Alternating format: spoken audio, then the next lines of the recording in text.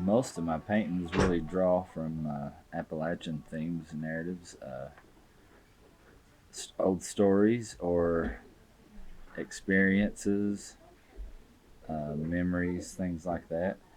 Um, Musical related a lot of times.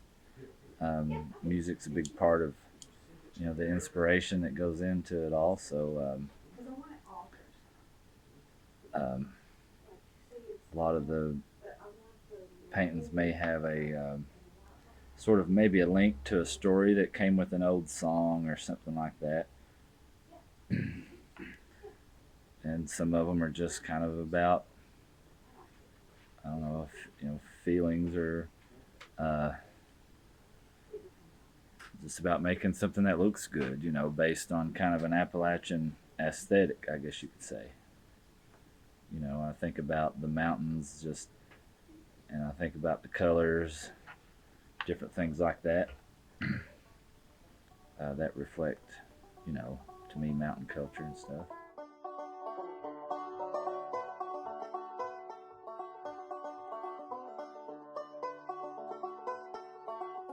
There's times when I'm just doing a bunch of tattooing. I'm not really doing a lot of art, you know, but that's just life. Tattooing is kind of a, there's times when I'll jokingly refer to myself as like a blue collar tattooer, where, sometimes you're doing stuff you're not even being creative. You're just copying something else and putting it on them. You're just using that skill, kind of like a welder or somebody like that. A welder has to learn how to be a welder, but a welder can also make art.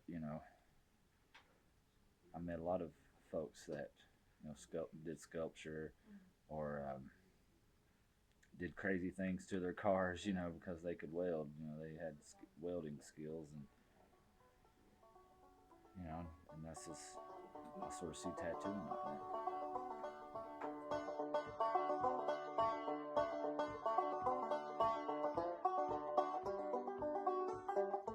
What inspired me to sort of draw from my own cultural experiences as far as art was in hopes that was because I saw other cultures able to do that, and by focusing on what made that sort of culture unique and different, you know, uh, they're able to thrive, so to speak, artistically, especially like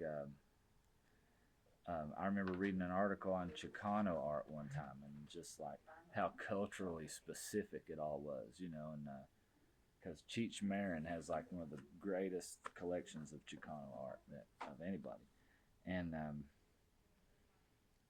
it just the cultural specific things that were going on reminded me of like made me think of my own you know culture, and I think that's important for people all over who come from especially a rural area where you feel underprivileged and underserved and you know all that. It's important to have something that you can say, yeah, we got this. This is what makes us unique and you know so to speak. And I think people can relate to that all over.